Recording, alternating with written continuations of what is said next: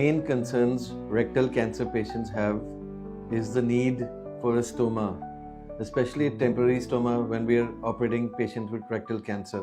So we've been in search for a solution to this problem which many patients want to avoid the stoma creation, and finally we've come to a solution called an ALPI tube.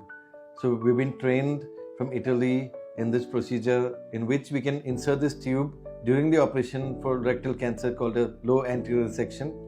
and by placing this tube we are able to avoid a temporary stoma which many patients, international patients, want to avoid. So we have done this patient from Bangladesh as a first patient in India, and he's done extremely well after we performed a low anterior section and then inserted this ALPI tube, and the patient was discharged on the 6th post-operative day, and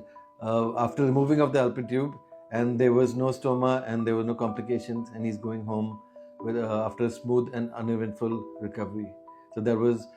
great news for any patient with rectal cancer who wants to avoid a stoma.